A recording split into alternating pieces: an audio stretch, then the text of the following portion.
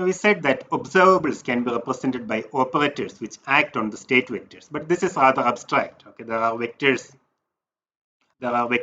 okay, and there are operators acting on them to give other vectors. All right. So how do we extract the measurement outcomes? All right. When you make a measurement, you get a number. Basically, you get a real number, right? So how do we extract these real numbers from the operator? How do we extract these measurement outcomes from the observable, right? From the operator that represents the particular observable. Okay. So that question is answered. There are certain numbers that characterize an operator. One such number is the eigenvalue. Eigenvalue. So there are certain numbers that is associated that characterize an operator, which are called eigenvalues, and we'll see that the measurement outcomes are actually eigenvalues of that particular observable. All right. So let's discuss a little bit about eigenvalues and eigenvectors. Now, in general, A alpha is not a constant times alpha. We said that in general, A alpha is another ket with a different direction, right? It's another ket with a generally with a different direction. Okay, so generally it's not a constant times the same vector. However, there are particular kets of importance. There are particular vectors of importance known as the eigenkets of operator A. Okay, there are certain states which are called the eigenkets of operator A. What's the specialty of this eigenkets is that when the operator acts on the eigenkets, okay, you get a number multiplied by the same ket. Alright, it does not change the direction of these kets. This is the specialty of eigenkets. Now we'll be denoting them by ket A prime, ket A double prime, ket A triple prime, etc. Okay. Now the property is that operator A acting on its own eigenket gives you a number multiplied by the same ket. It does not change the state basically. Right? It does not change the direction of the vector. It simply gives you another vector which is simply a multiple of the previous vector. Right? In this case, we say that A prime, ket A prime is an eigenket of operator A with the eigenvalue A prime. So we say that ket A prime is an eigenket of operator A corresponding to the eigenvalue A prime. Okay, so here be careful with this notation. This A prime inside a ket and A prime itself, these are two different kind of objects. All right, this A prime here is a number. The A prime ket A prime is a vector. These are different kinds of objects. Okay, what we are doing here is actually we are denoting the vector. We are denoting the particular vector by putting the eigenvalue inside the ket symbol. Okay, we are representing the vector in this manner. That's all. This A prime, A double prime are just numbers. So here what we are doing is that we are specifying the vector, or we are denoting the vector by putting the eigenvalue inside the ket. All right. Notice that applying A to an eigenket just reproduces the same ket apart from a multiplicative number. Now you might have seen this already in the case of matrix algebra. We know we have talked about eigenvalue equation. We say that if you have got a matrix A acting on a column vector gives you some number multiplied by the same column vector or column matrix, then we say that this is an eigenvalue equation. Okay, we say that X is an eigenvector of A with the eigenvalue lambda. It's the same logic here. Actually, we'll see that what this is, most of the things that you studied about matrix algebra works also in this case. All right, we'll see. We'll make some good connections as we move on. All right, basically, it's the same thing. We are just making it more abstract and slightly more general, that's all. Okay. All right, now one more point of notation. Some textbooks, all right, most textbooks I think represent an operator with a hat on a what is a hat on a symbol, or hat on a letter. Okay, but in the textbook that we are following, the textbook by Sakurai, operators are simply represented by capital letters. All right, so if you are looking at some other text and see something like a hat or h hat, don't get confused. All right, it's just a different notation. All right, again, as I said, the measurement outcomes of an observable represented by A gives one of its eigenvalues. So an operator corresponding to a given operator, there could be different eigenvalues. Okay, just as we have given here, A prime, A double prime, A triple prime are all eigenvalues that characterize this particular operator A. We know that if you have a square matrix, there are a number of different eigenvalues. There could be a number of different eigenvalues in general. Okay. So the measurement of an observable, right? Measurement of an observable represented by A gives one of its eigenvalues. Okay. So this is one more rule that you have to remember. We said that states are represented by vectors or kets. Okay, let's say kets. Observables. Observables are represented by operators. Alright. Now, how do you extract the possible measurement outcomes? You find the eigenvalues of this operator. That will give you the possible measurement outcomes for this particular observable. Alright. So, if A represents an observable, okay, if A represents an observable and A prime, A double prime, A triple prime, etc. are eigenvalues of A, if you're measuring A, if you're measuring the observable that is represented by A, alright, or if you're measuring A, you will get one of these eigenvalues. Okay, you'll get one of its eigenvalues. Okay, the set of numbers A prime, A double prime, A triple prime, etc. Okay, compactly we'll denote it by simply putting A prime inside a set. That's again a notational convenience that we'll be making use of. Okay, so by writing like this, you mean the set of all eigenvalues of an operator A. All right. So these are called the set of eigenvalues of operator A. This is also called the eigenvalue spectrum. Eigenvalue spectrum. Okay, the set of all possible eigenvalues of an operator is called the eigenvalue spectrum of that particular observable. Like as I said, we are using the word observable and operator interchangeably. Now again, a little bit more on notation. When it becomes necessary to order eigenvalues in a specific manner, we'll also denote it by A1, A2, A3, etc. Okay, instead of A prime, A double prime, A triple prime. Okay, so if there are a large number of primes, it gets difficult. So it's easier sometimes to put in the number here. Okay, so we'll be using these two notations based on convenience. Okay, depending on what is convenient at the given moment. Now, the physical state corresponding to an eigenket is called an eigenstate. Obviously, there are states that represent. Okay, there are states that are represented by eigenkets. Okay, we said that. Let me make it clear. We said that states are represented by vectors. Right? States are represented by vectors. All right, or kets. Okay. Now, there are specific class of vectors which are called eigenkets. If you are talking about an operator, in relation to that operator, there are a specific set of vectors which are also vectors. All right, these specific vectors are called eigenkets. Okay, the specialty of the eigenkets is that when the operator acts on the eigenket, you get a multiple of the same ket. All right. Now these eigenkets are also vectors in the complex vector space, so they also represent some physical states, and these states are called eigenstates. Okay, the eigenkets, the states represented by eigenkets, will be called eigenstates. Okay. All right. Now, if the physical state is represented by an eigenket of an operator A, so just be careful here. If the physical state is represented by an eigenket of operator A, then the measurement of A on that state gives the corresponding eigenvalue. Okay, let me try to make it clearer. So again, these are just rules of the game. Okay, you are just learning the rules of the game.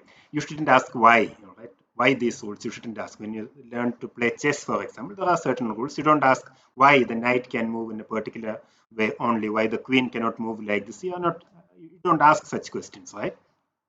In the same way, what we are giving here are basically the rules of the game. Okay, the rules that work, the rules that allow us to make correct predictions. And there's no point in asking why these rules work. These rules just work. Okay, so far as we know, we don't know why these rules work. So let's make this particular thing clear. We said that states are represented by kets. Okay, now there are states represented by eigenkets. State represented by, let's say, eigenkets. All right. For example, let's say that A prime, ket A prime represents a particular physical state. Or in other words, let ket A prime be the physical state of a system. Okay. What was the specialty of ket A prime? operator A acting on get A prime gives a number multiplied by get A prime. This is, in other words, this is an eigenvector of the operator A corresponding to the eigenvalue small a prime. Okay. Now you can ask the question, if this is the state and if you are measuring the observable A on this state, right? If you are measuring the observable A on this state, what would be the outcome? The outcome is clearly A prime. The outcome is A prime, the eigenvalue of this particular operator. So in this case, we know for sure what the outcome would be. Okay, we know for sure what the outcome would be. All right. So that's what we have said here. If the physical state is represented by an eigenket of an operator A, then the measurement of A on that state gives the corresponding eigenvalue. We are sure about this outcome. We might have already seen such a state earlier. All right, we talked about states like this, Sz plus. Okay, Sz plus. Okay, now these are what do you say? These are states with a definite value of spin along the z direction. This definite value of spin was given by plus h cross divided by 2. The specific value of spin was plus h cross by 2. Now, if such a state, all right, if the atoms with such a state are passed through a Stern-Gerlach experiment, okay, you get only one output corresponding to spin h cross by 2 along the z direction. Right? If you remember this, it gives only one output plus h cross by 2. Okay, so this you can call as that this is an eigenket of the operator Sz. Okay, there is an operator corresponding to the observable Sz, the component of spin along the z direction. All right, and this Sz plus we'll say was actually an eigenket of the operator Sz. All right, now since the state is an eigenket of the Sz operator or the observable Sz, if you measure Sz on this ket, on this state, you will always get plus h cross by 2. You are guaranteed to get plus h cross by 2. All right. Now, if the state is not an eigenket of A, what happens if the state is not an eigenket of A? Then we are guaranteed to get one of the eigenvalues of A, but we don't know which. Okay, here this is where probabilities come in. Okay. So there can be cases where the state given is not an eigenket of A. Right? Then all that we can say is that the outcome will be one of the eigenvalues of operator A, in which we don't know which. So let's try to give an example. Let A prime and A double prime be eigenkets of operator A. Okay, let A prime and A double prime, get A prime and get A double prime be eigenkets of operator A. By this we mean that A acting on A prime gives you a number multiplied by the same ket. Similarly, A acting on get A double prime gives you A double prime, a number multiplied by the same ket. All right, this is what these are called the eigenvalue equation. Now, if the state of the physical system is A prime, then the outcome of the measurement of A would be simply A prime. If the state is get A prime, which is the eigenket, all right, then the outcome would be A prime. If the state is A double prime, then the measurement outcome of A would be A double prime. Fine. Okay. But we said that there is something called the principle of superposition. If A prime and A double prime are possible states of the system, we said that A prime plus A double prime is also another possible state of the same physical system. This is one of the things that we said earlier. If you have two kets, the sum of the ket is also another ket. Right? And since kets represents physical states, this means that A prime plus A double prime is also a possible state of the system. So this could be a possible state of the system. In general, there could be some complex coefficients here. All right. Now, if the state of the system is given by this vector, the measurement of operator A or observable A will give you A prime. If the state is get A double prime, the measurement of operator A or observable A would give you A double prime. But if the state is alpha, instead of get A prime or get A double prime, if the state is get alpha, which is given by, okay, I shouldn't write A here, let me write C1 and C2. Okay, these are just complex numbers. We have just combined two kets to get another ket. Now this also is a possible physical state of the system. Now you can ask the question, if alpha is the state of the system, which is given like this, what is the measurement outcome of observable A? Okay, if this is the state of the system and you measure the observable A of the system, what is the outcome?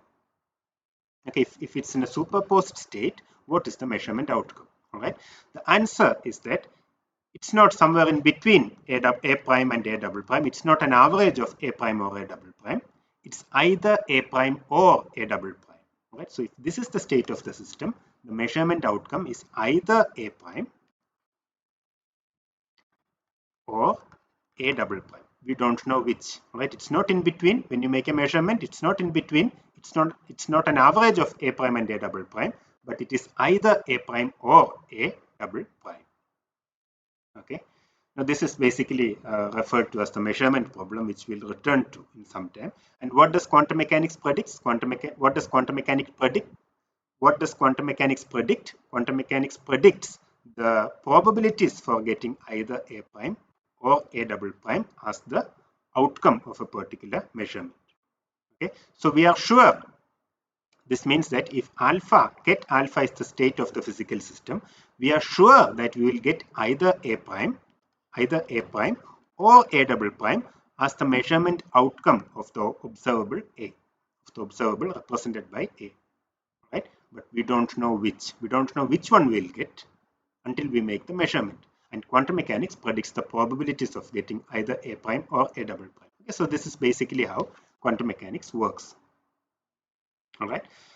So if the state is not an eigenket of A, then we are guaranteed to get one of the eigenvalues of A, but we don't know which. Now, this is why knowing the state in all its details does not guarantee the knowledge of the measurement outcomes. All right. So this is a possible specification of the state. We'll see more states like this.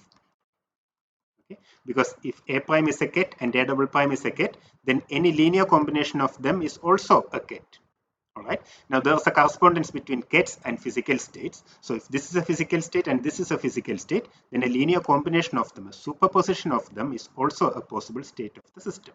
Okay, this is basically what we interpret as the electron being in different states at the same time, or at different places at the same time, or in different energy levels at the same time, etc. Okay, so we can say that this electron, if this is the state of an electron, this electron is in the state A prime and in the state A double prime, or sorry, in the state ket A prime or in the state ket A double prime at the same time. Okay, now we know the state of the system completely. This is the complete specification of the state of the system. We know it completely. This is the state of the system. Okay, but given this knowledge, we don't know what would be the measurement outcome of the observable A. Okay, so specifying the state completely does not guarantee the knowledge of measurement outcomes. Okay, in classical mechanics it's different. If you know the state, you know the outcomes of all possible measurements. In quantum mechanics this is not the case. If you know the state, it doesn't automatically mean that you know the measurement outcomes. Okay, so we see that the state, what is specifying the state does not help us predict exactly what the measurement outcomes will be. Right? Now let's come to the case of spin half systems. Right? The eigenvalue eigenket relation is expressed like this. All right. So let's come back to the spin half systems, and we are talking only about spin. All right. Of course, there might be other things that are important like the momentum, the position, energy, etc. But here we are talking only about the spin. Right? So what does quantum mechanics say about the predictions about spin? This is the only thing that we are looking at here. Later we'll see how we can incorporate all the other information that is necessary to specify the state completely, etc. Here we'll just talk about spin. Okay. So here let Sz be the operator that represents Z component of spin. Okay, the Z component of spin is actually a measurable quantity. It's an observable. So corresponding to that, we have an operator which will denote it as Sz. Okay, so Sz is the operator that represents the Z component of spin. All right, and the eigenvalue equation, we know that we have already used this notation to specify states. What does Sz plus stand for? It stands for the state with plus h cross by 2 spin, okay, in the Z direction, Okay, so this is a state with a definite value of spin along the z direction. Alright, so this we said the same information, we write it as an eigenvalue equation. We say that there's an operator corresponding to spin along the z direction. We denote it as sz. Sz acting on this state gives you h cross by 2 multiplied by the same state. Okay, so we say that sz plus is an eigenvector or eigenket of operator sz with eigenvalue h cross by 2. Okay, this means that if the state of the system is sz plus and you measure the z component of spin, you will always get h cross by 2. You are guaranteed to get h cross by 2. We have already seen this. If you have an an sz plus beam of atoms coming out of the Stern-Gerlach experiment, and if you subject it to an SGZ hat apparatus, there will be only one output corresponding to the value h cross divided by 2. This we have already seen. Okay, now this could be a possible spin state of the system. If you are measuring sz on the system, you are guaranteed to get the value h cross by 2. Similarly, we have got the state sz minus, which is an eigenket of operator sz with eigenvalue minus h cross by 2. Now, if this is the state of the system and you are measuring sz on this system, you are guaranteed to get minus h cross by 2. Okay, so experimentally, it would mean this. You have got a beam of atoms. First, I pass it through an SGZ hat filter. Okay. Now, I get an SZ plus component and an SZ minus component.